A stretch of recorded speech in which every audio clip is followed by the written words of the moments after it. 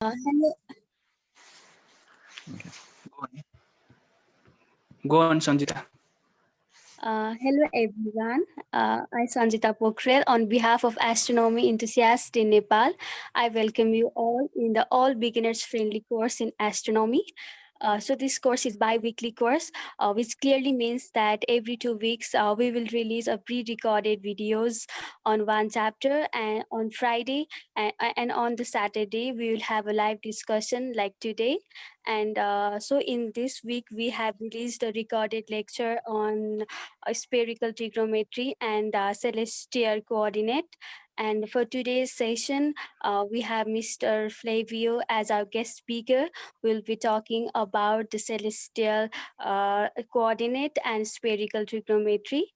And I would like to give a brief description about the Mr. Flavio, who has participated in the International Astronomy Olympiad in 2016, representing Italy, and in 2018 he has participated in International Physics Olympiad, where he has won the bronze medal.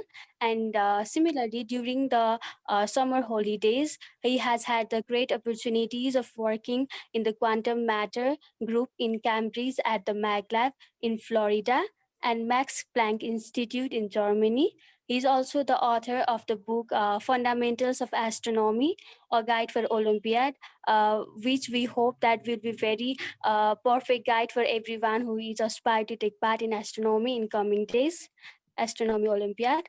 To begin the session, I will humbly request every participants to turn on your videos and mute yourself. And for the Q&A session, Mr. Flavio will answer all your questions at the end of the session once he is done with his presentation.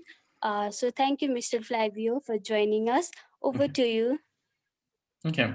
So if something is not clear during the lesson, you can interrupt me and ask questions. It's fine. So I'm sure that everybody is following. So Yes. I'll share the whiteboard and we can start.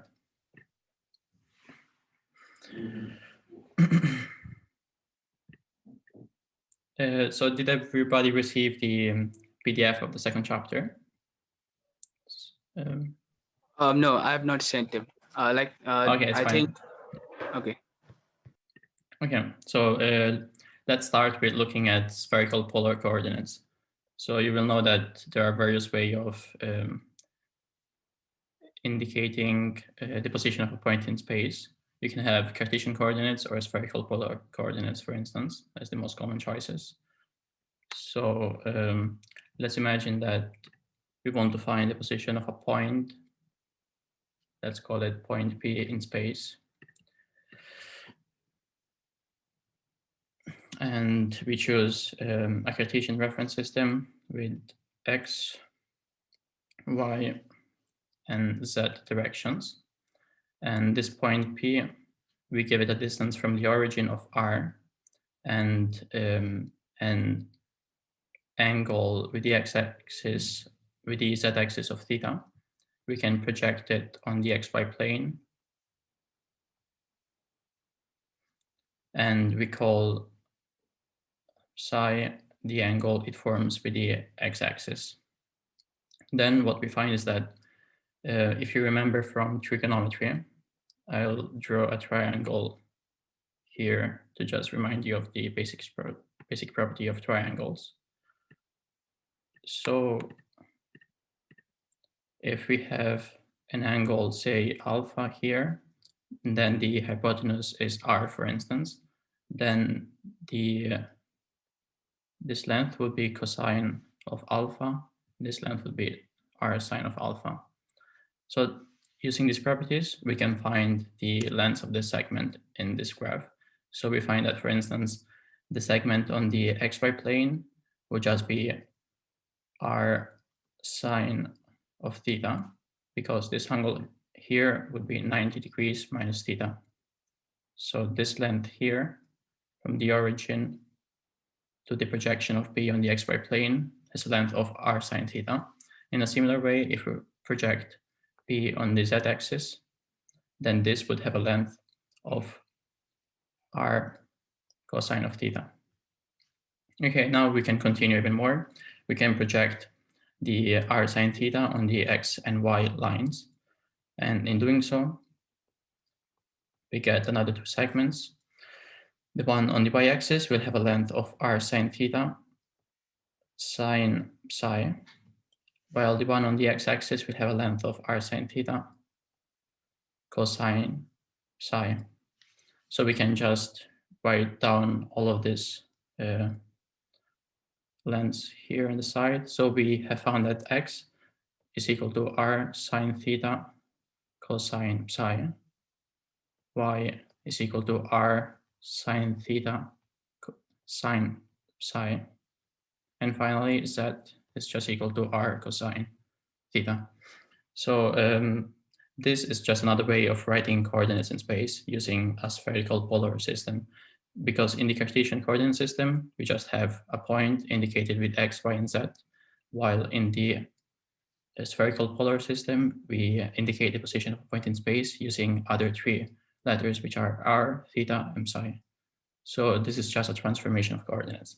And we'll find this useful because all distances in astronomy are just arc lengths on a sphere. And that's why we need a spherical polar system. Okay, so now let's go ahead. What we'll need is another property which relates to Cartesian systems which are rotated by a certain angle. So I'm just admitting some more people into the chat. Okay, so let's see what happens when we rotate two Cartesian systems.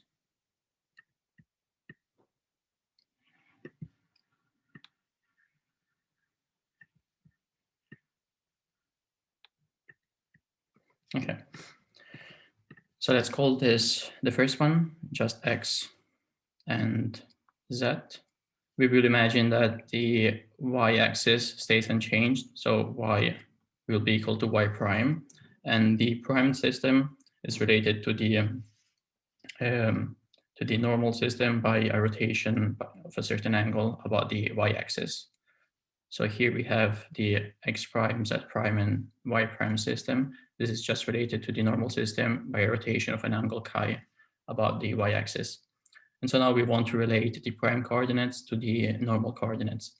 And we will find this useful because, for instance, the equatorial system will be related to the horizontal system by a rotation of an angle 90 degrees minus phi, where phi is the latitude of the observer. So we will need these rules of transformation of coordinates. So let's see, let's project the x and z axis onto the x prime axis so that we can find x prime as a function of xz. So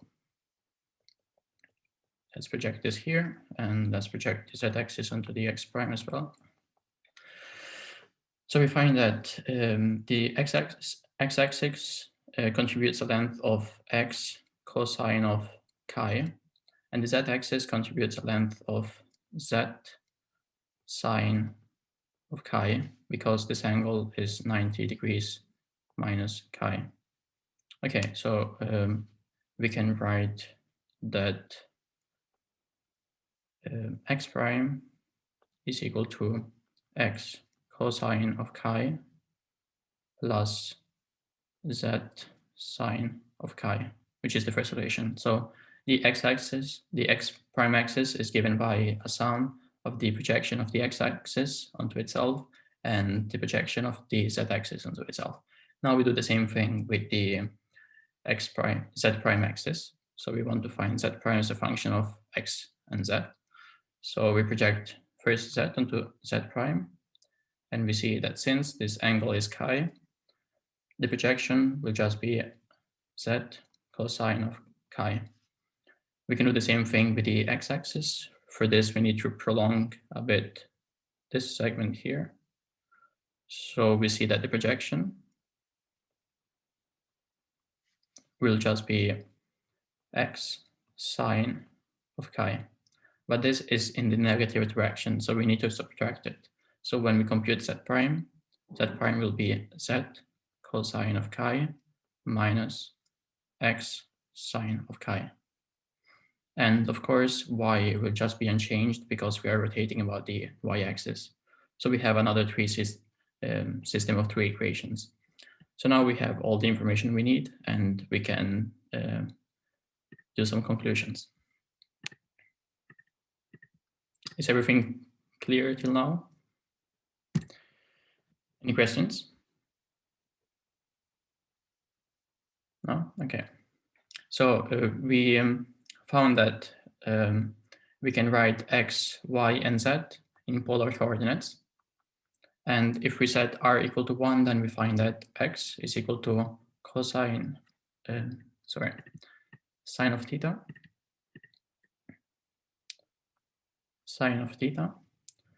cosine of psi. Then y is equal to sine theta, sine psi. And finally, z is equal to cosine theta. And we can do this similarly for the prime system. And there's nothing special here. It's just the same thing repeated all over again. So we just put the primes on all the coordinates. Nothing special about this.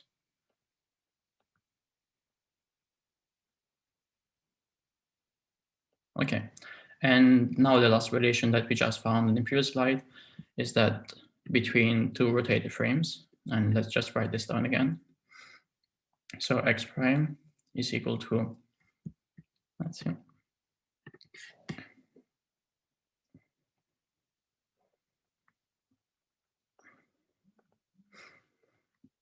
Then y prime is just equal to y.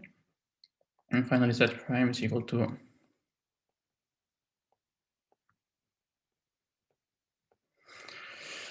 okay.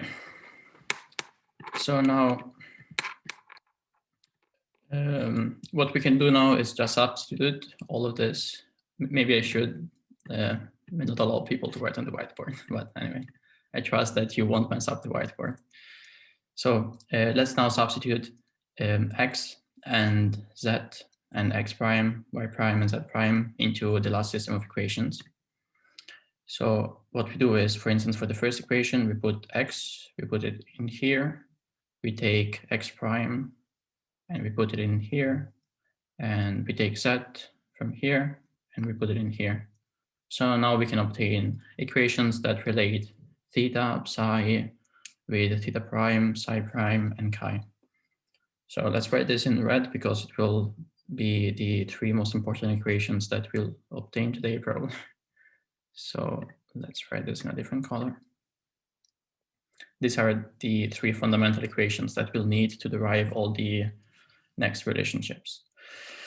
So substituting x prime into the first equation, we get sine theta prime cosine psi prime is equal to x is just sine theta cosine psi cosine chi plus z is just cosine theta. So we have sine chi.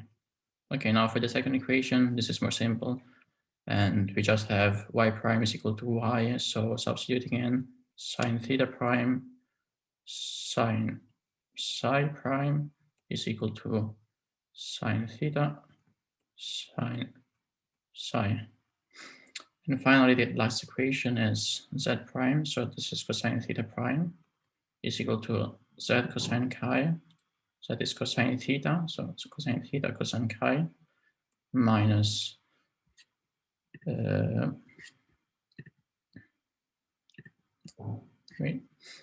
minus x. This is just sine theta cosine psi sine chi. Okay, so these are the three equations that we'll need now to obtain the various transformational coordinates. So let's now examine how to transform between the horizontal system and the equatorial one.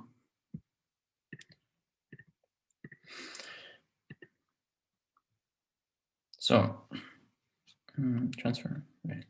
Let's change color.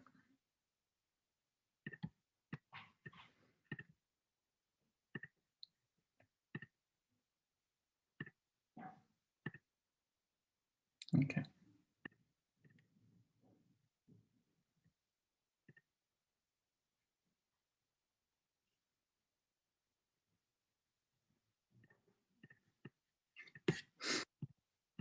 So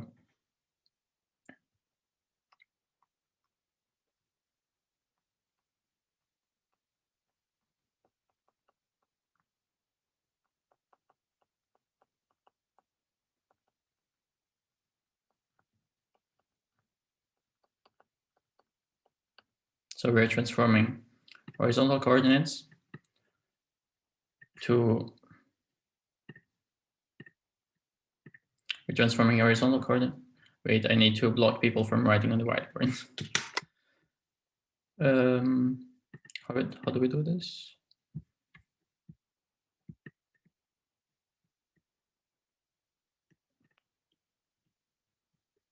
Okay. If you have any question, you can just ask me, it's fine. Okay, so now we want to transform between horizontal to the hour angle declination system. So let's draw what this transformation will look like. So let's have a big circle representing the Earth. And then, so this drawing is a bit complicated, so excuse my artistic abilities.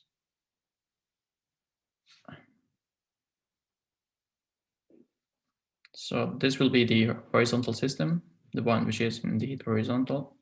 Then we'll have the equatorial system.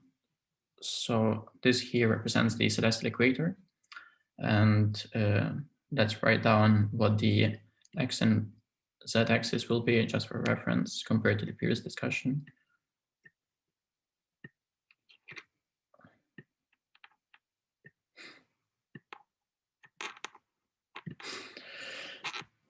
Okay.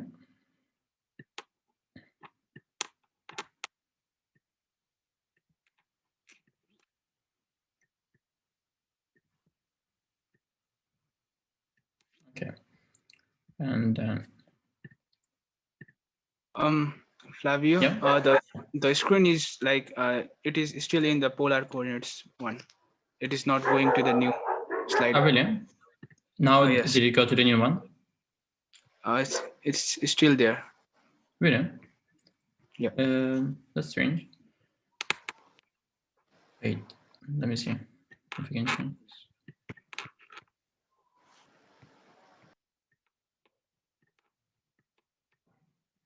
So wait, is it changed in screen at all now? Now it should be on the first one. Is it on the first one? For me, it's still there. Like in the relation between Jai, Kai. Yeah, on the system of three equations, right? Yeah. Can you move at all between the different screens, or you don't have that option? I think if you move to another screen, it will pause. I think in the first one which you have left.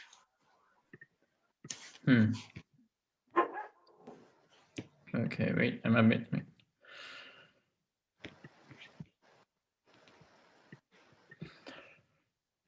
Then I now, could stop the video. What? Now it can. Oh, really? Yeah. Okay, strange, it didn't do anything. That's good. Okay, so now we are on the transformation to horizontal, from horizontal to the hour angle declination system, right? Okay. So I'll then say again, so this is just a circle representing the celestial sphere, the great circle, which is horizontal, represents the horizontal system. The great circle, which is oblique, represents the HA deck system. And this will be, for instance, the x-axis. This will be the x prime. This is the z, and this is the z prime axis, just to compare it to the previous discussion. So for instance, before we said that this would have been the chi angle, and then we know that the y and y prime are on the same line here. So now what else do we know? So say that we want to find out the position of a certain point P on the celestial sphere. Then we have two ways of indicating the position of this point. We can either do it using the horizontal system. And in this case, we would need to project starting from the zenith, which is the point directly above the observer. So Z in this case, we would project the position of point P onto the horizon. So this is the horizon, and this is the celestial equator. So we want to project the position of point P on the horizon, and then to obtain, we can obtain the azimuth, which is just the distance from the south. In this case, the south is the x-axis. So this here would be the azimuth, and this here instead would be the height of that object on the horizon. Now we can do the same starting from the celestial equator, and again we can just another color. So this time we start from the North Pole, which is Z prime. Wait, more or less.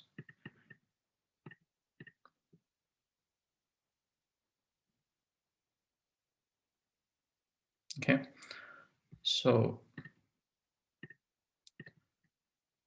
the distance from the point X prime would now be the arrow angle H, while the distance from the celestial equator of point P will just be the declination of that object.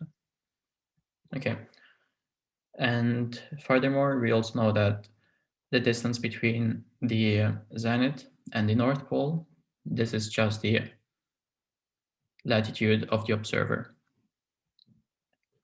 So what we can do now is write all the angles that we found before in terms of delta, H, the hour angle, and the azimuth and the latitude. So you remember that before we had the angle chi. So chi, let's relate this to the latitude. So chi is this angle here, indicated in blue. The latitude, it's the angle between Z and Z prime. So we see that chi is just equal to the latitude. Actually, the latitude should be, sorry, the latitude section.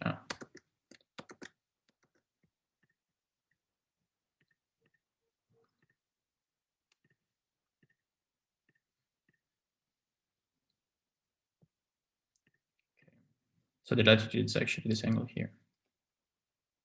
Okay, in that case, chi would be equal to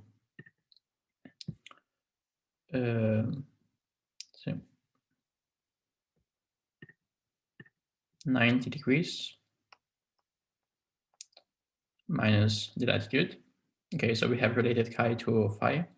Now we can relate psi and psi prime. So before we had taken psi and psi prime to be angles which are in the clockwise direction, but now we are actually measuring the azimuth and the hour angle in the anti-clockwise direction. So we have actually, so we need to take the negatives of both angles. So here we would have minus AZ and minus H. And finally, we need theta and theta prime. And these are easier to obtain because, so theta is the angle from the z-axis up to point P. So it's just this angle here. This angle here is just the complementary of angle H. So it would be 90 degrees minus H. And similarly, delta is the complementary of this angle here. So this would be 90 degrees minus delta. Okay, so now we can write this. So we can say that theta is just 90 degrees minus h, and theta prime is 90 degrees minus delta. Okay, now we have all the relations we need, and we can obtain the transformation between the two systems. So let's write down what we have again. So we have chi is equal to 90 degrees minus phi, theta prime, psi prime, are equal to theta is 90 degrees minus h, this is 90 degrees minus delta, this is minus az, and this is minus h. Okay, so the first equation that we obtained earlier, this was first equation. So if we go back to the previous three system of equations, we see that first equation of the system is this one.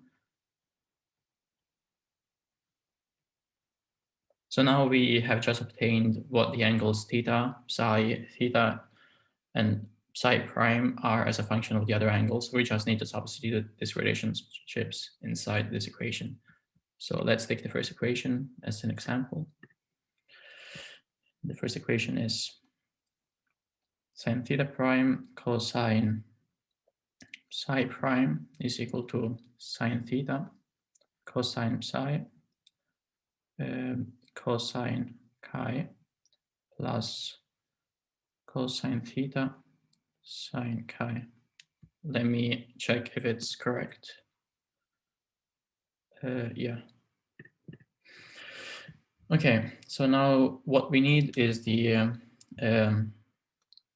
some simplification formulas, and those tell us that. So, for instance, if we want to take the sine of an angle which is 90 degrees minus alpha, this is just the cosine of alpha. If you want to take the sine of minus alpha, this is just the minus of the sine of alpha. And similarly, the cosine of 90 degrees minus alpha would be the sine of alpha. While since the cosine is an even function, if we take cosine of minus alpha, we actually get cosine alpha again. So using this these four relationships, we can simplify this equation when we substitute in the angles. So writing it down, the sine theta prime is just 90 degrees minus delta. Psi prime is minus h. This will be equal to sine theta, but theta is 90 degrees minus h. Cosine psi minus az, and cosine chi, but chi is 90 degrees minus phi, plus cosine theta, so cosine of 90 minus h, and sine chi, and if we look at what chi is, that's 90 degrees minus phi. Okay, now we use the relationships that I gave above, and we obtain the first of the important equations. So let's put this in red. So sine 90 minus delta, as we said, is just cosine of delta. Cosine of minus h, cosine is an even function, so it would be just cosine of h. And this is equal to sine of 90 degrees minus h is just cosine of h, then cosine of az, sine of phi, plus sine of h, cosine of phi. Okay, so for instance, this is how we obtain the first relationship. We can do this again for all the other two equations, and we would obtain similar relationships that give the transformation of coordinates. Actually, what's more useful is to invert this relationship and to find what az and h are as a function of delta and the hour angle. To do this, we could either solve the system of three equations for these variables and then invert it, but it's more complicated.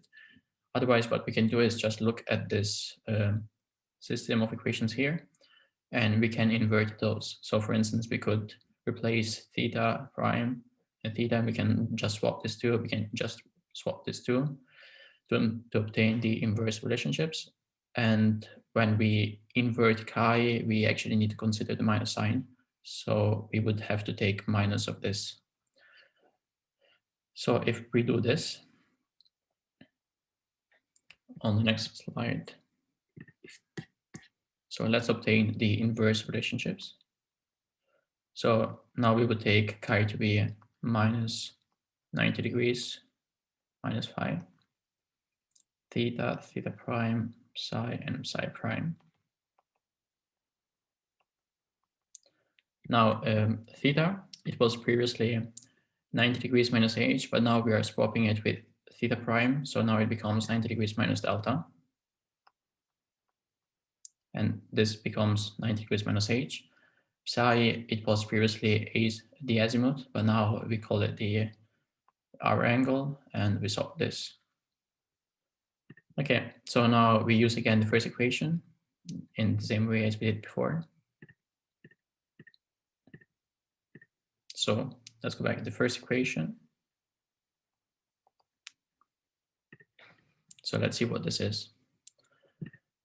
Sine theta primes cosine psi prime is equal to sine theta cosine psi cosine chi plus cosine theta sine of chi. Okay, now we substitute in these relationships, and this will give us, so sine of theta prime is 90 degrees minus h, but we know that sine of 90 degrees minus h is just the cosine of h. Cosine of psi prime is just cosine of az. This is equal to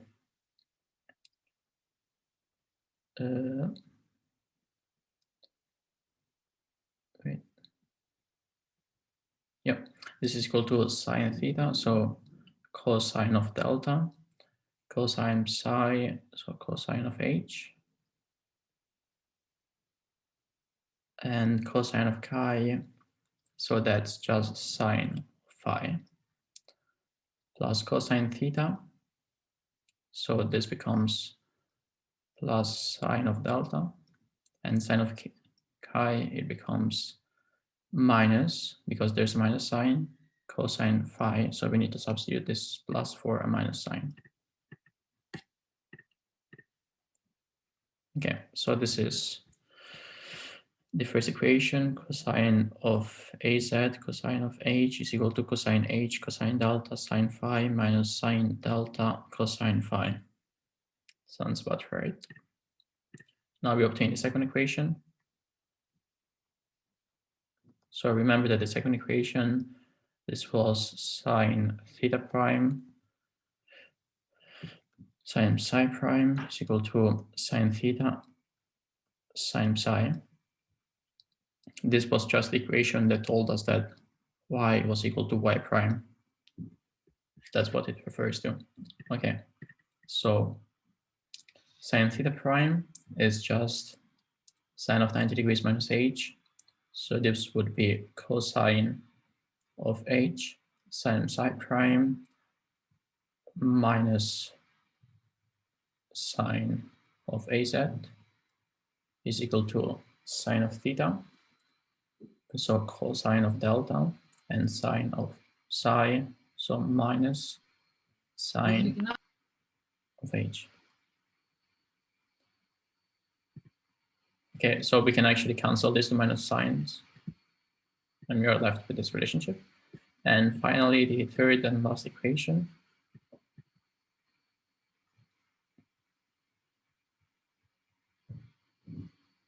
So the third equation is cosine of theta prime is equal to cosine of theta, cosine of chi, minus sine theta, cosine of psi, sine of chi.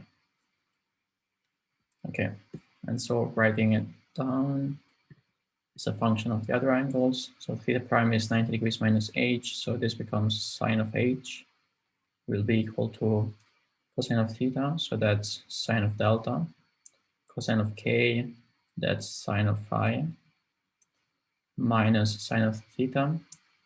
So that's cosine of delta, cosine of psi, that's cosine of h. And finally, sine of k, that changes the sign and gives us a cosine of phi. Okay, so these are the three equations that are probably worth remembering. And yeah, you should probably know this by heart because it's way too complicated and too long to obtain them from scratch.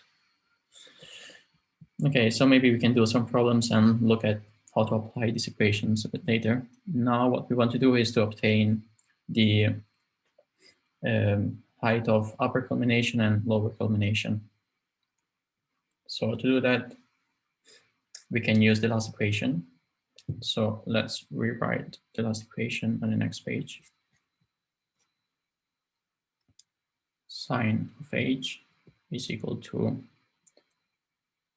cosine of h cosine delta cosine of phi plus sine delta sine of phi. So we want to find the maximum height and the minimum height that the object reaches. This will happen when the object is in the meridian. When the object is in the meridian, then the hour angle will be 0. That's just because if we look at this figure here, then h is equal to 0 when P is on the meridian. So when P is on this circle right here. So P meridian. And this will be the condition for an object to be in upper and lower culmination. So let's examine this case here. This will give us a simplified version of the above equation. So sine of h. This is just cosine delta, cosine of phi, plus sine of delta, sine of phi. And that's because cosine of 0 is 1. Okay, so this is for upper culmination.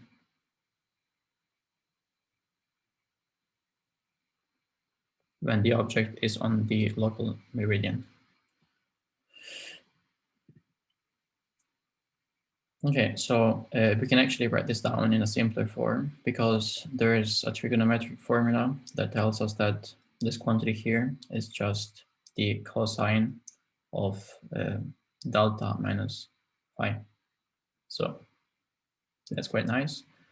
So we can also write this down as sine of 90 degrees minus delta plus phi is exactly the same thing. So that if we now compare sine of h is equal to sine of 90 degrees minus delta plus phi. So what we would find is that there are two solutions for this equation, because just imagine the simpler problem when is sine of alpha equal to sine of beta. And of course, the simplest solution is alpha is equal to beta, but there is actually another solution, which is alpha is equal to pi, or actually let's write it as degrees, 180 degrees minus beta. And that's because if you imagine a trigonometric circumference, then on the sphere, sine of alpha, if this is alpha, then this is the sine of alpha, this segment here. So either beta is exactly equal to alpha, in this case they will have the same sign, or beta can also be opposite to alpha. So beta could be this angle here, and it would still give the same sign. But in this case, beta would be pi minus alpha, or 180 degrees minus alpha. So that's why there are two solutions to this system. So either h is equal to the argument of the sine, so 90 degrees minus delta plus phi, or is equal to 180 degrees minus that argument, so 90 degrees plus delta minus phi.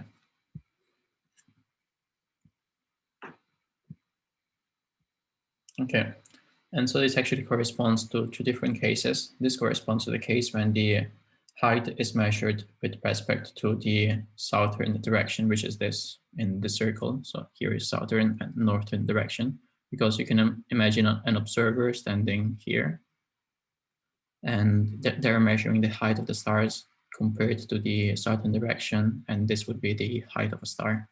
So this is the direction corresponding to the southern culmination and this to the northern.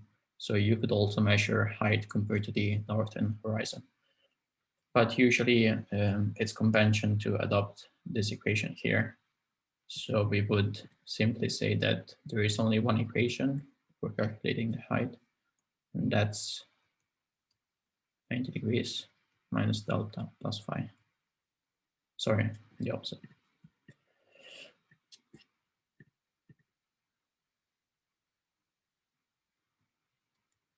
Okay, so this is the important equation to remember. And this is for upper culmination. Now we can also obtain an equation for lower culmination. We use again the same equation as we had before. So sine of h equals to cosine of h, cosine of delta, cosine of phi, plus sine, actually, sorry, I think it's the opposite. Okay, well, sine delta and phi. Now in lower culmination, the object is on the anti-meridian. Object on the anti-meridian, it means that h is not equal to 0, but it's equal to 180 degrees because it's exactly opposite the meridian. So that cosine of h will be equal to -1. So now we have that sine of h, where h is the height of lower culmination, is equal to sine delta sine phi minus cosine delta cosine phi. But there's another trigonometric formula telling us that this is actually minus the cosine of delta plus phi, which can also be written as the sine of delta plus phi minus 90 degrees. But again, there are two solutions to this problem. And the one that we'll be looking for is just when h is equal to the argument, because then the other solution is actually non-acceptable in this case. So there is actually one solution, and the solution has the simple form of h lower culmination equal to delta plus phi minus 90 degrees. So we just found that height of lower culmination is this number, and height of upper culmination is 90 degrees minus phi plus delta from the previous slide. Okay, so these are two important things to remember. Now let's see what we can do with these two numbers. So imagine that we sum those two. So lower culmination is delta plus phi minus 90 degrees, and upper 90 degrees minus phi plus delta. So what happens if we sum these two heights, HL plus HU? Then we find that phi and minus phi simplify, and so do 90 degrees and minus 90 degrees. So this will leave us with 2 delta. So it means that delta is just equal to HL plus HU divided by 2. So this is telling us that if we want to obtain the declination of a certain star, then we can observe it in upper culmination and lower culmination. And we divide those two numbers by 2. And this will give us the declination of the place where we're, sorry, this is actually, yeah, this will give us the declination of the star. Okay. And,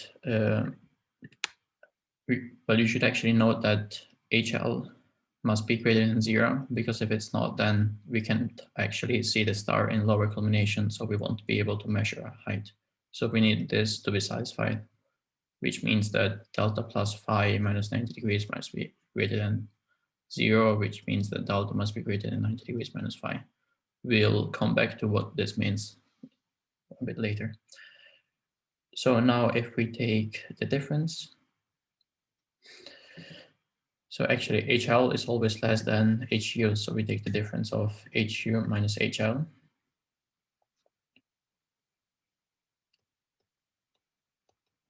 So this will be equal to delta. This time simplifies, and it leaves us with 180 minus 2 phi.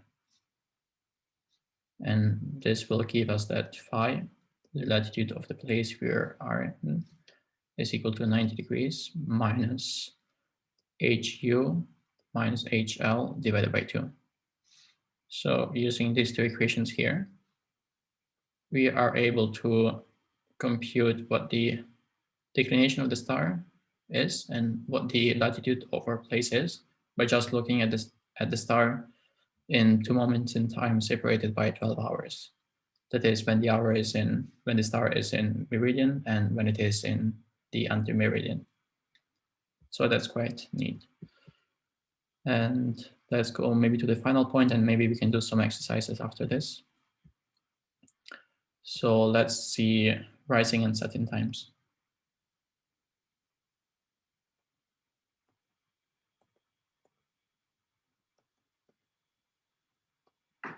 Okay, so let's go back to the equation that we found previously, this one. So sine of h is equal to cosine of h, cosine delta, cosine phi, plus sine delta, sine phi. Now what we want to do is isolate cosine of h because we want to find what the upper angle of the star is when it is setting or rising. So cosine of h is equal to sine of h minus sine delta sine phi all divided by cosine delta cosine phi. This can also be written as sine of h divided by cosine delta cosine phi minus tan delta tan phi. Now what happens when the star is rising or setting? Its height on the horizon is 0. So we can simplify the previous equation because sine of h is equal to 0. And then this means that cosine of h will be equal to minus tan delta tan phi. So this is actually important because it's telling us what the hour angle of the star is. And it will be minus cosine to the minus 1 of tan delta tan phi.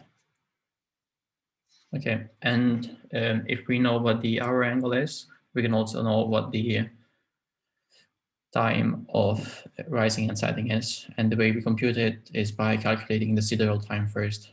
So you will know that the sidereal time is equal to there's see how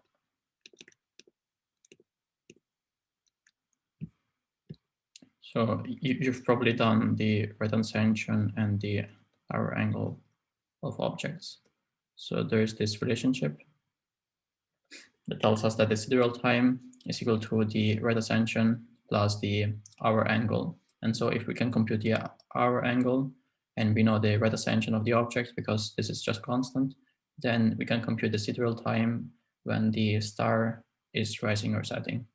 And if we know the sidereal time, we can also know what the solar time is by just knowing what period of the year it is in, because the sidereal time increases compared to the solar time by 4 minutes every day.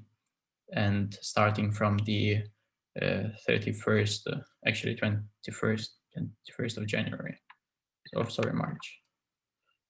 So 21st of March, the sidereal time is 0. And in general, sidereal time is more or less equal to 4 minutes times the number of days from the 21st of March. So plus the solar time. And so this ultimately allows us to compute the solar time by knowing the hour angle of the object. And this is useful, for instance, if you want to find out at what time the sun is setting or rising at different times of the year. And it's not that difficult if you know this formula, but otherwise it would be quite hard because there's like a lot of spherical trigonometry involved, and it wouldn't be easy to obtain the answer otherwise. And finally, we can distinguish stars in 3 categories. So if a star never sets on the horizon, then it's called circumpolar. And in this case, the height of lower culmination is always greater than 0 because it never sets. But the height of lower culmination is just phi plus delta minus 90. So this means that a star is circumpolar if delta is greater than 90 degrees minus phi. Then there's another case, and this is if the star never sets, never goes above the horizon. In this case, never rises. Oops.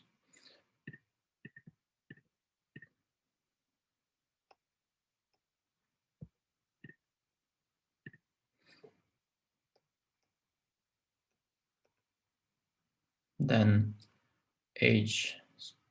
upper culmination is always less than 0. So this means that 90 degrees minus phi plus delta is always less than 0.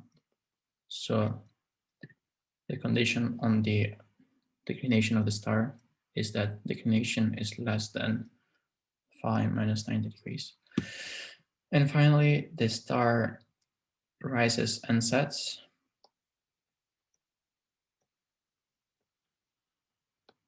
if the declination is in between these two extremal values. So if the declination is in between 90 degrees minus phi and phi minus 90 degrees. So for instance, if we take Sydney as an example, this has phi of, let's see, actually no, let's take Helsinki, it's simpler. So Helsinki has phi almost exactly equal to 60 degrees. So this means that if a star is circumpolar in Helsinki, then its declination is greater than 90 degrees minus 60 degrees, which is equal to 30 degrees. So if delta is greater than 30 degrees, then a star would never set in Helsinki. If the declination instead is less than 60 degrees minus 90 degrees, which is equal to minus 30 degrees. So then the star never rises. And if it's in between these two values of minus 30 degrees and 30 degrees, then it rises and sets. Okay. Do you have any questions now, or I can go on with some exercises? About the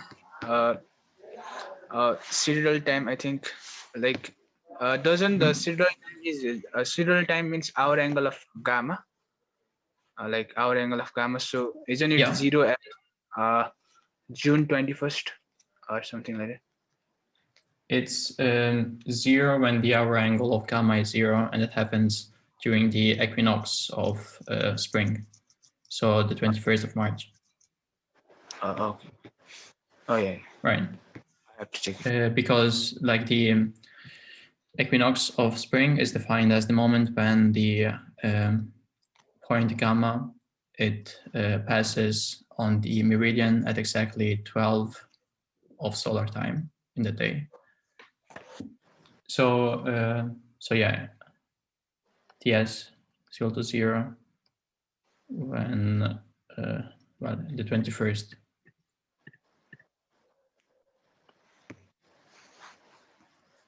on average. Then it depends on the year, because the equinox is not always on the same day every year. It can vary by a few days. So if you want to be very precise, you have to be given the exact date of the equinox and also the exact time at which it happens. Otherwise, you cannot compute the sidereal time with a precision greater of, say, like 10 minutes. Okay. Yeah. Any other questions?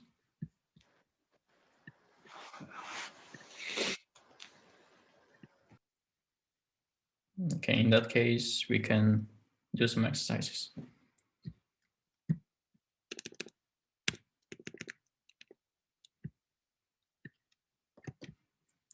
So,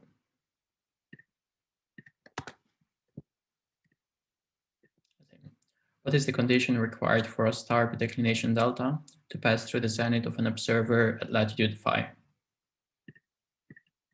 So, if the star has to pass on the zenith of the observer, it means that the height of upper culmination is equal to 90 degrees because it's exactly overhead. But the altitude of upper culmination, this is also equal to, we found it earlier, and it is 90 degrees minus phi plus delta. So if this has to hold, it means that minus phi plus delta is equal to 0, which means that delta is equal to phi. So for this to happen, we need the declination of the star to be exactly equal to the latitude of the observer. Otherwise, the star won't be observable on the zenith.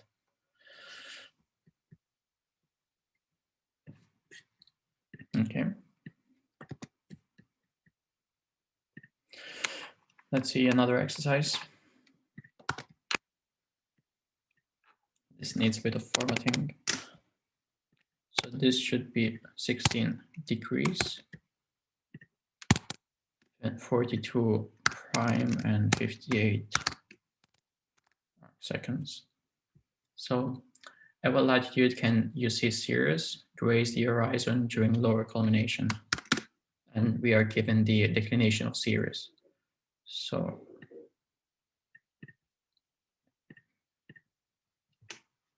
we know that during lower culmination, the height of any star is given by the latitude of the place plus the declination of the star minus 90 degrees.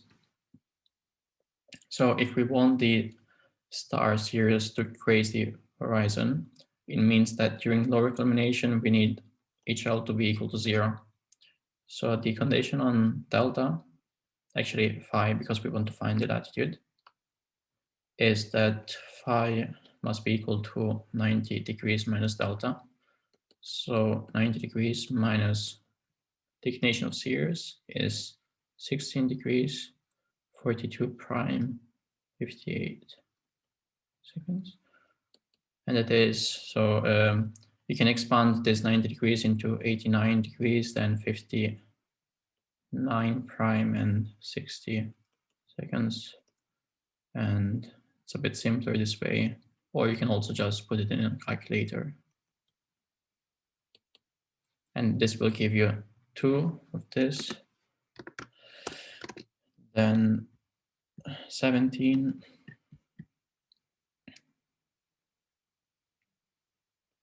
prime and 73 degrees. So that's the latitude of the place for Sirius to graze the horizon during lower culmination.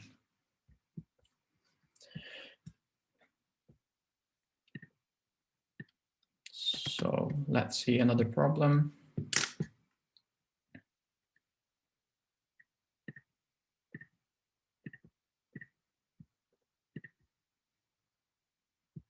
If you have any particular questions, you can ask at any point.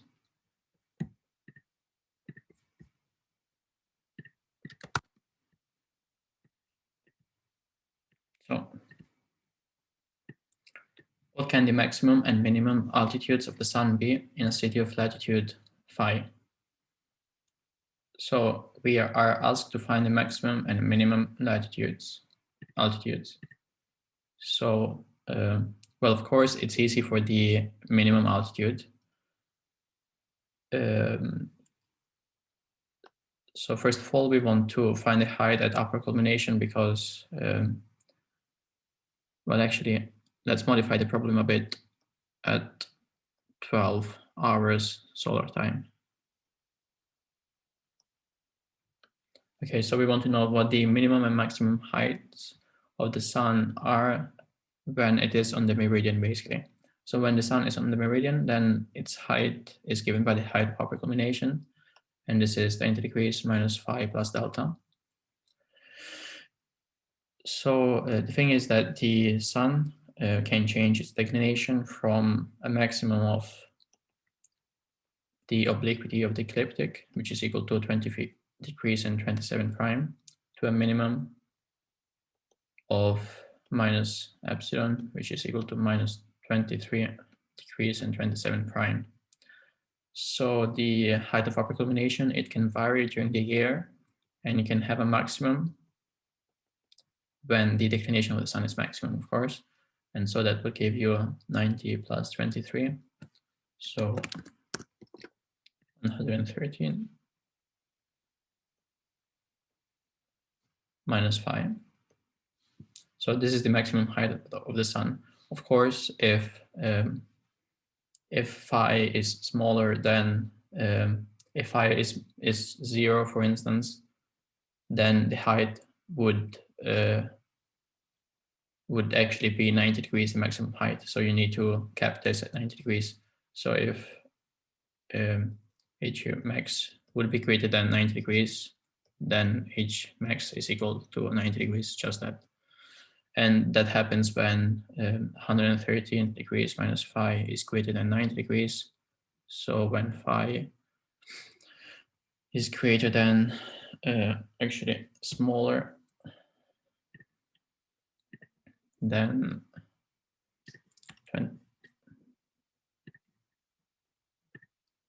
23 degrees. I am actually just saying that this is approximately equal to 23 to simplify things. So this has to be smaller than 23, actually, than 23.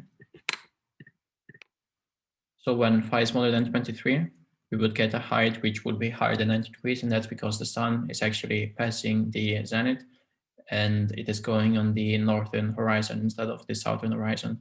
But actually the maximum height it reaches with respect to the closer horizon, it's just 90 degrees if phi is less than 23.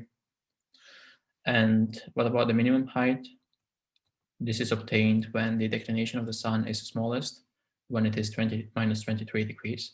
So in this case, we would get around 67. And of course, again, now we have another limiting case, and it is when phi is greater than 67 degrees. So if phi is greater than 67 degrees, then actually the minimum height is just 0 degrees, because the sun, it means that it's not rising anymore at all.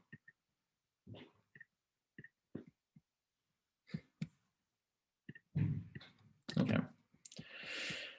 So I think let's do the last exercise. So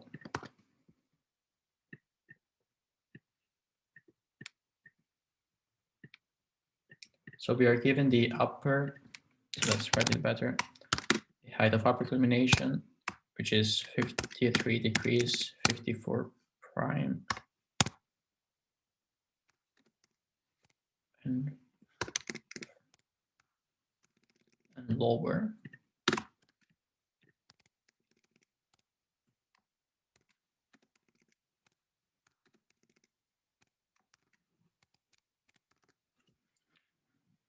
So we want to find the latitude of the observer and the declination of the star. So we are given HU and HL. So what information can we use now?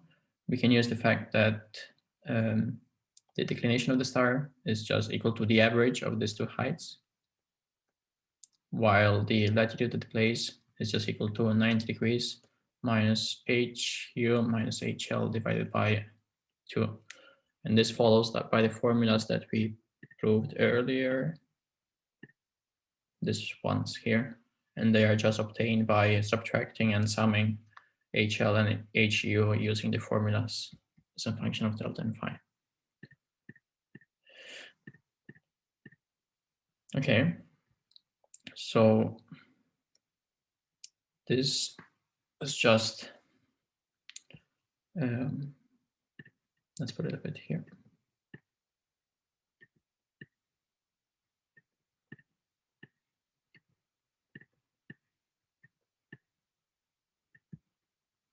Okay,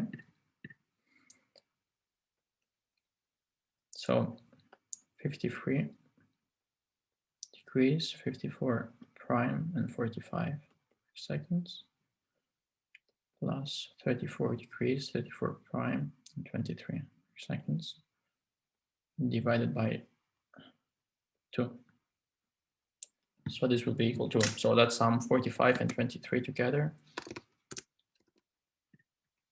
So that gives us 68. Then 68, we need to divide that by 2. So 34. So we would have 34 arc seconds. Then we do 34 plus 54. 34 plus 54, which is equal to 88. We divide that by 2 to obtain 44. So 44 prime. And finally 53 plus 34, which gives us 87. And 87 divided by 2 is 43.5. So 0.5 actually means that we are adding 30 prime here. So this would give us 74, but 74 is actually 14. If we then add another 60 prime, which is 1 degree, so 44, 40, and 34. So this is the result. Okay, and to do this, well, we do the same thing. Yeah, let's just do it. So divided by 2. So let's say the difference is 45 degrees minus 23, which is 22.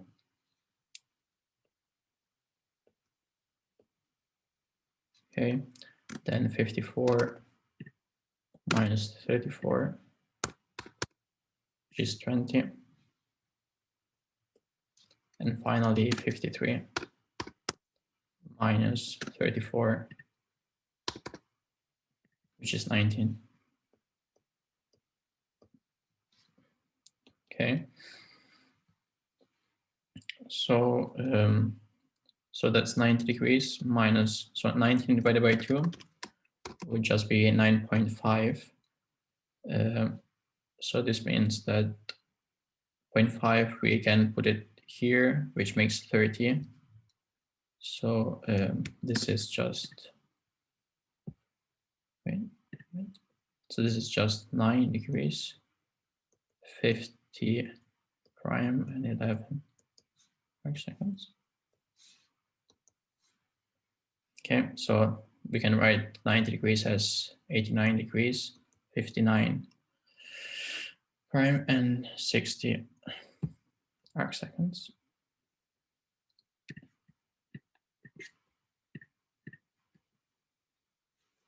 Okay. So, and we subtract this to 9, 50, and 11. And this gives us 80 degrees, 9 prime, and 60, and 49. Okay, so that's the final result. Okay, so not too difficult in this case, you just need to remember these two formulas, or if you don't remember those, then you can just remember what the formulas for HU and HL are, then sum those and subtract them to obtain these two formulas. then it's just a lot of calculation to get this degrees and primes right. Otherwise, I'm sure you can do it in the calculator. It's much easier. Okay, so we can do a question and answer now if you want. You can ask me questions and answer them. Yes, please feel free to ask a question. Mm-hmm. You can chat room or you can even ask yourself by using your microphone.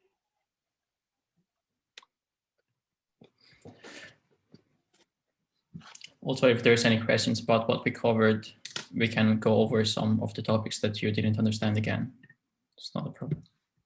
Yes.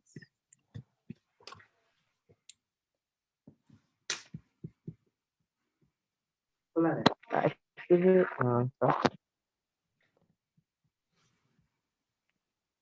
Am I audible? Yes, you are Yes. audible. Yes. Hi. Can you please once explain how you calculate those values of degree prime and double prime? I did. Sorry, can you repeat the question? How you calculate those latitude with those coordinates, the degree prime and double prime values? I mean, he meant to say that how did you calculate the minute and arc second? I think. Where for what part? Yes. It's just like 1 degree equals to 1 degree equals to 60 minutes, and he just did, and 1 minute equals to 60 arc seconds. That double, which you see that double mark, that is seconds, and one that you see that single mark, that is minutes. So he just subtracted it.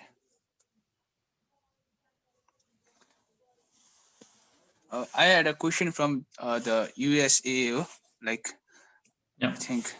I will just search it. I will just search it and read it out. Like I didn't understand the solution also, like about from that question. So I will just search it up in 1 minute and I will ask. Okay.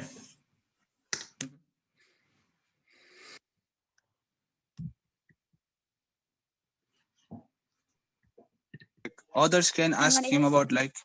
about the college application to UK also, the STEP Okay, exam, sure. about that also. If you are interested in, if you are interested in UK. Are most of you planning to study in Nepal, or are you planning to go abroad? I think most like are looking to go abroad, but this year like it's too complicated for us this year. Do you have bursaries from Nepal, or would you need to pay everything on your own? Like we apply for financial aid. If we get, we go. If we don't, then we have to stay here. Yeah.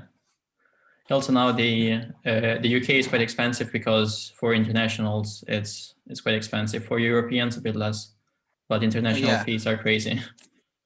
We also can't I think in US I think you can work also. I think summertime or I think like that.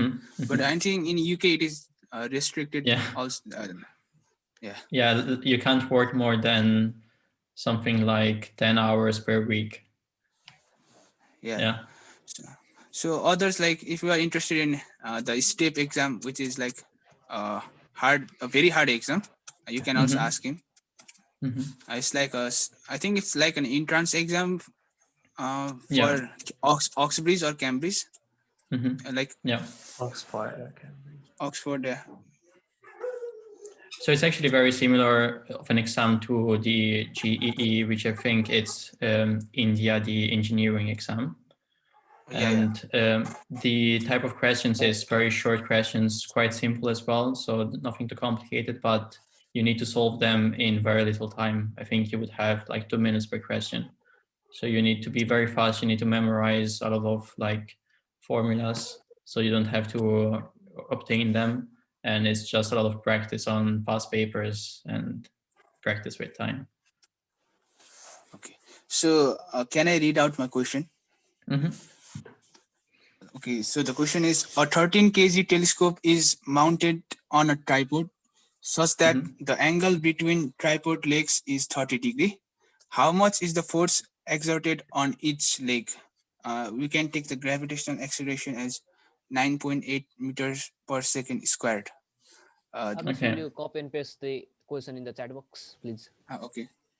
Okay. So you have a sort of tripod.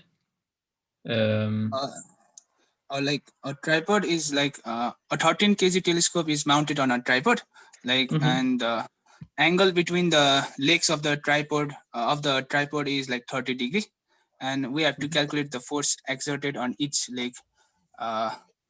Like I asked in the Discord to one of the I think US participants, and he did by like taking the telescope as the celestial sphere and putting the celestial sphere in the the center point of the pyramid which you form, no? Like he put there and he solved using like I think like how you solve the angle of Polaris, like it he did like that. I didn't understand at all. Okay, so wait, the angle between the legs of the telescope is 30 degrees, or the angle between the telescope, the legs is 30 degrees, so like this angle is 30? Yeah. Okay, so let's see if we can manage to do a figure. Okay, so let's call L the length of one of the legs. Then in this case, we would have that, let's see, 30 degrees.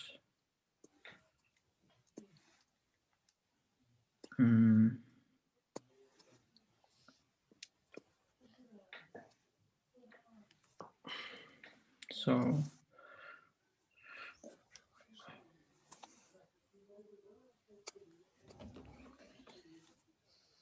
okay, so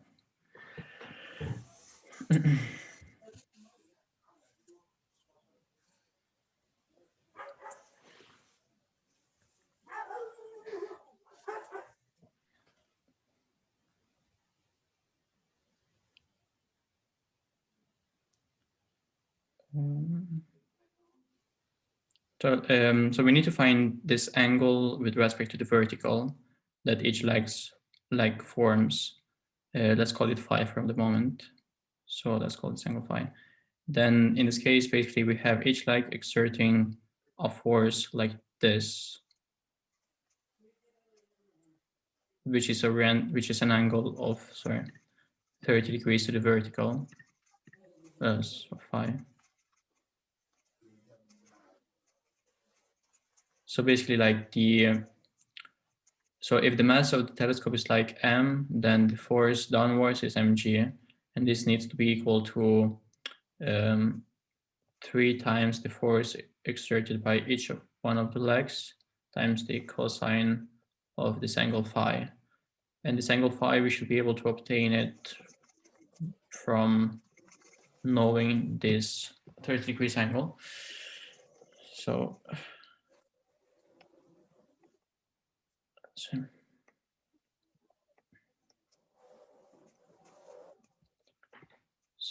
let's make a better image to see how to get this angle phi. Do you already know what phi is?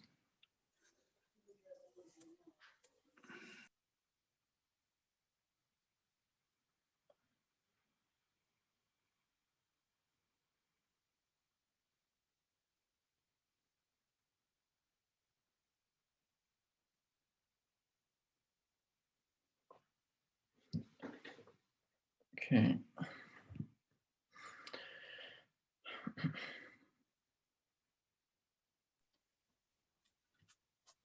Oh, I was muted.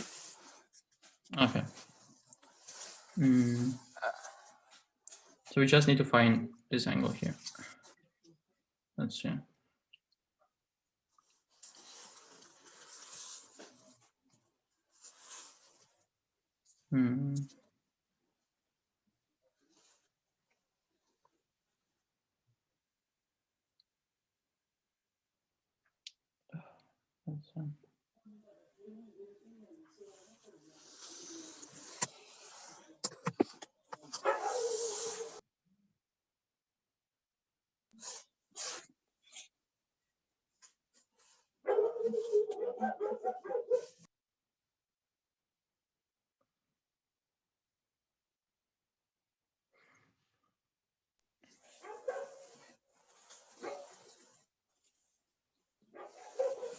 So this would be L sine of theta.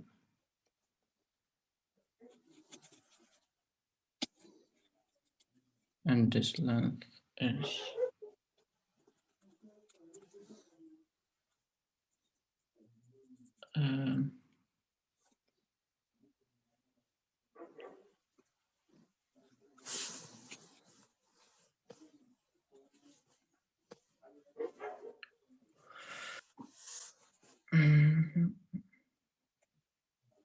okay, so this one, like at the bottom, would be an equilateral triangle. So it means that the height, right? So the equilateral triangle would have a length of 2L sine of 15. And to do that, to obtain that length, you basically know that each tripod, it has an angle of 30. So the length on the ground that connects sort of two of the legs, you take half of this angle, which gives you 15. And this is also, you project 15 degrees. So this gives you L sine of 15. But since you have two of such triangles, you will get 2L sine 15. So this length on the ground between the distance between the base of the legs is 2L sine 15. But then we also know that the height of the triangle is just 2L sine, so 2/3 of this is, so 2/3 of the height is equal to 2L sine theta.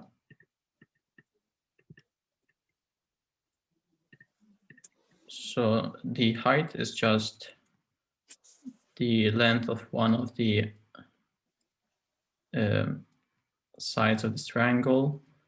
And since this triangle is equilateral, all the angles are 60 degrees, which means that the height would be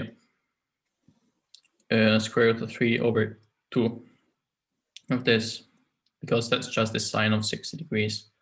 So then this has to be equal to L sine of phi. And this would give us 2/3 square root of 3 sine of 15 is equal to sine phi. And let's see, sine of 15 is just, well, we know that sine of 30 degrees, well, actually, to obtain the sine of 50 degrees, we can consider the cosine of 30 degrees, which would be equal to 1 minus 2 sine squared of 15. So the sine of 15 degrees is equal to 1 minus cosine of 30 divided by 2 square root. So the sine of 15 is equal to, so the cosine of 30 degrees, that's square root of 3/2. So okay, so well, basically you substitute this sine of 15 degrees here, you get sine of phi. Then the cosine of phi would just be 1 square root of 1 minus sine squared of phi, and you can obtain the force. So like, I think the most difficult part, I have to disconnect my tablet because my computer is going to die otherwise. There's not enough battery. Wait, but the first part, I imagine it's clear, like calculating the force is the easy part. So F is just like 3 times F. If you then multiply it by cosine theta, phi, because what matters is only the vertical component of each of the forces, because the horizontal components, they cancel with each other. So you need to take 3 times F and cosine phi, which is the vertical component. And this has to be equal to mg. So F is mg divided by 3 cosine phi. Then to find the cosine of phi, it's a bit more involved. So you need to like make a very nice image, and you first So the first point to realize is that the triangle formed by the base of the three legs is an equilateral triangle because all the three legs have the same angle of 30 degrees on top. So the one here at the base will be an equilateral triangle. And the length of this triangle is just 2L sine of 15 degrees because of this construction here, if you remember. So now we know that at the base we have a triangle of 2L sine 15. But then the height of this of such an equilateral triangle. So if we imagine this equilateral triangle and take the height here, then if the length is, say, I don't know, L, then the height is just L times square root of 3 divided by 2. And that's because an equilateral triangle has an angle of 60 degrees everywhere, which means that the height is just L sine of 60 degrees. So the height is just L square root of 3 over 2. So this is telling us that all of this segment right here has a length of 2L sine 50 degrees times 3 square root of 3 over 2. That's the length of the height. But we also know that we can measure the height in another way, and that's by projecting the vertical and one of the tripod legs, which will give us this segment here. So we have such a triangle with an angle phi on top that we want to find, and this length here at the bottom. The length here at the bottom, there's like a rule that says that this actually here, which I'm drawing in yellow, this is the barycenter of the triangle. And there's like a theorem that tells you that the distance between an edge and a vertex of the triangle and the barycenter is 2/3 of the height of that triangle. So this thing here would be 2/3 of the height. But we know that the height, we found it before, the height is this number here. So the length of this segment is 2/3 of this. But this segment, we can also write it as L sine of phi. And so this gives us a way to relate phi to known quantities, which means that if we can compute phi, we then can finally compute this force here. Yeah, I think the answer is also correct.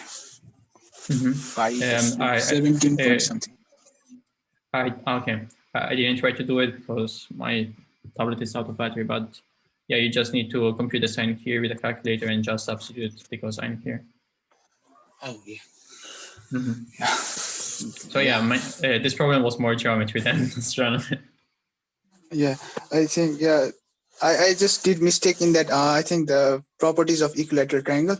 So yeah. So I got the angle wrong. So I was like, I think, but the explanation provided in the official solution is like it's like they are trying to involve astronomy in everything, and so they have done using spherical celestial sphere. Okay. Yeah. That sounds like overcomplicating. Yeah. So that's from me. I think I had a question from about I think today's or yesterday's daily problem about the two planet colliding. I think something. Yeah.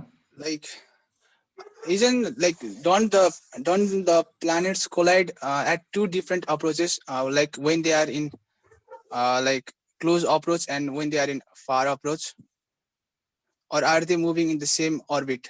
Those two planets. Sorry, can you tell me the problem again? Okay. What does the problem say? Or tell me the number. Maybe I can look back at it. Try to find it. If you tell me the number.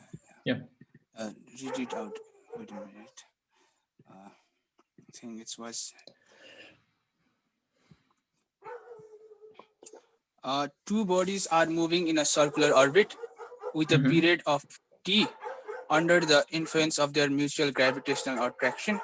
If their motion was suddenly stopped, how long would it take for the bodies to collide with one another? Okay, I see.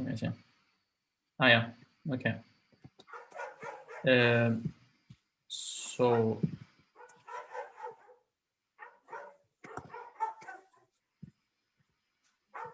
Yeah. so so we're assuming here that we have two bodies with the same mass. So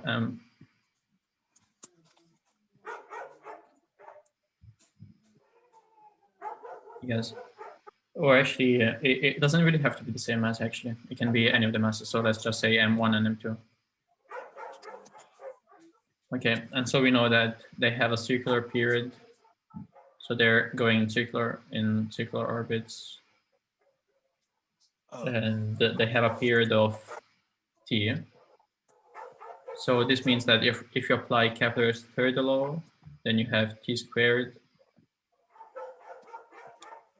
is equal to g, sorry, actually 4 pi squared. I'm drawing this with my mouse, so it's a bit harder. G M1 plus M2 times the distance. So, okay, we know that the bodies are traveling at a certain period t. But now if we want to know how much time it takes for them to collide, the collision is actually, we can treat the collision as if the bodies are still traveling on an orbit, but this orbit basically has an eccentricity of 1. So the bodies are now doing something like have very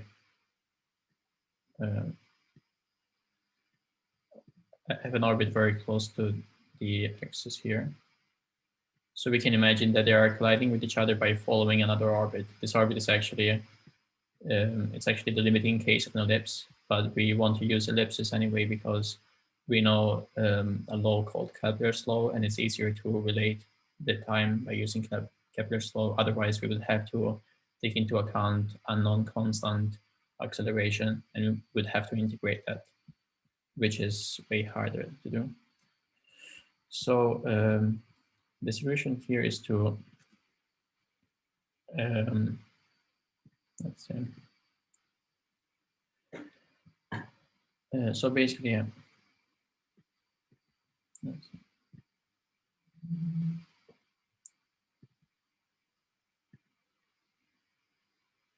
so now they're basically colliding with a semi-major axis, which is half the distance they had initially. So basically, the semi-major axis would now be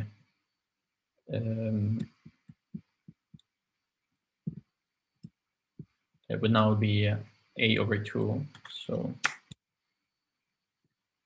let's imagine first they had first semi-major axis was a. But actually the distance was a between the bodies.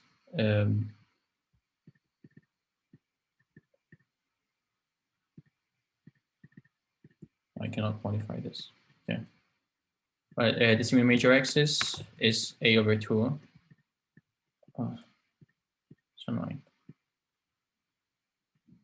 So if the semi-major axis is a/2 and the bodies were initially orbiting at a distance of a, so if they're colliding, their semi-major axis is a/2. And so this means that the period, so because there's a sort of difference in notation. So first the bodies were orbiting each other at a distance of a, but then they are colliding with each other on a semi-major axis of a/2. So basically the time of collision, the time squared, will be 1/8 of the orbital time. So the time will actually be 1 divided by 2 square root of 2. So t divided by 4 square root of 2 would be the answer, because they only cover half of the orbit before colliding. It's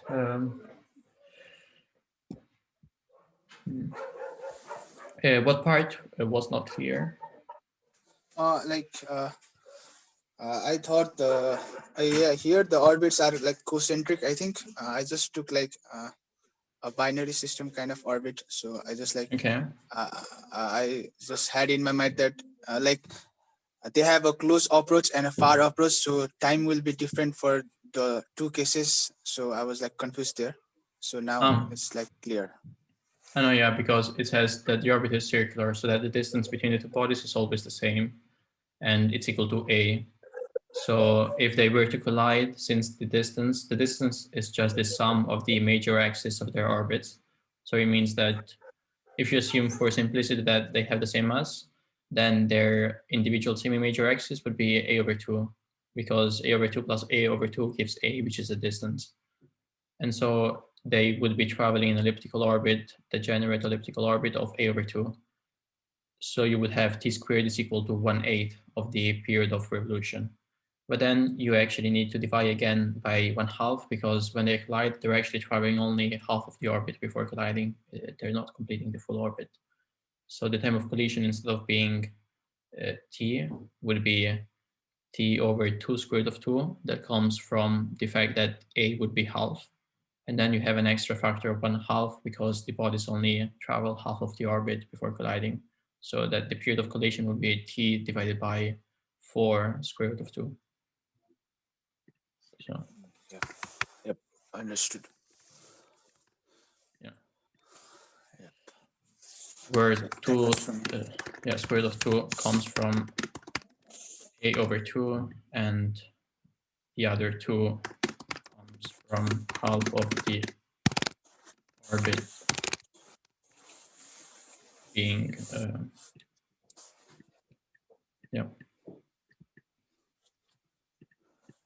So yeah, if two bodies travel in a circular orbit and their period is t, then if they were immediately stopped, they would be colliding after a period of t divided by 4 square root of 2. And this is like a common idea. I don't know if you already met it, but I think they like to use it in tests because it's quite unusual to be using Kepler's law in the limit when the bodies are just like traveling on a line instead than in an orbit. Yep. Yes, that was all from me. Mm-hmm. Yep.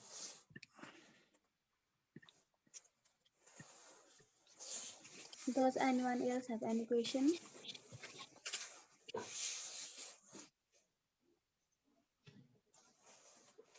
Like others can ask about the book he has written, which is I think the first book specific for Astronomy Olympiad preparation. Like it is a very good book. I will provide the PDF of the chapter 2, which he has delivered the lecture on. So I'll provide the PDF. And also we have, along with the, I think Ansuraj's lectures are left. So we will provide along with it so that you can revisit it. And we will also put this on YouTube so that you can again revisit it. It's not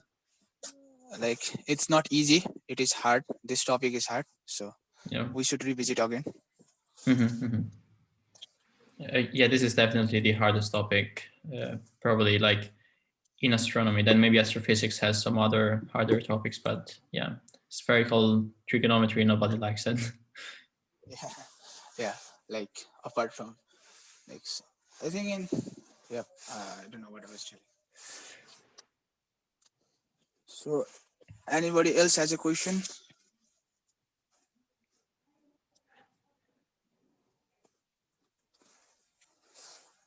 Hello. I don't think there are any more questions from the participants. So I'll just put the link of the daily questions. So all please sign up for that if you want a daily astronomy Olympiad questions. Yeah, you can just sign up. I'll give you like the subscription for free, because like if enough people are subscribed, then I enjoy doing problems for you. If it's just one or two, it's difficult for me to write one solution every day. But if it's a lot, then I will do it with. I will be happy doing it. Yep. We will also like post this on our Facebook link and pin it for some days till our like first round selection comes, so that everyone can see it. I mean, it is like a very like kind of a golden resource for astronomy Olympiad.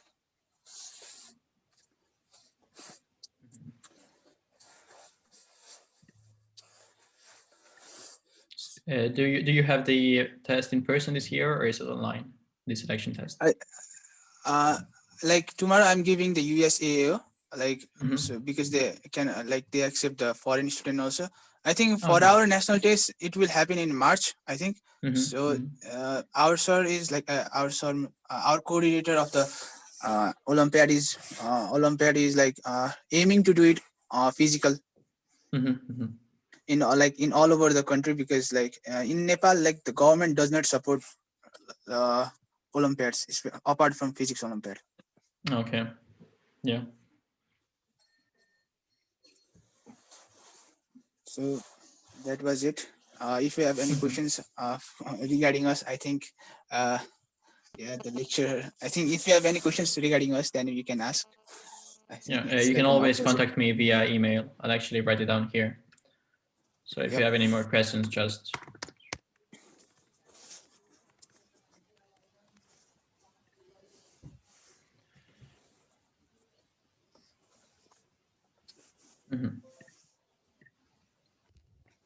So I think we are at the very end of the program. So thank you so much, Flavio. It was really informative session because you are going on each and every details. We had such opportunity to learn like this before. We are so grateful for your time and information. And we hope that we will get an opportunity to learn from you in coming days as well. Thank you so much for joining us. Thank you. Yeah, again, if you have any questions, just contact me. I'll make sure to answer you. Yeah. Yes. Okay then. Thank you for having me. Yep. Thank you. Thank you for Bye bye. Thank you. Bye bye.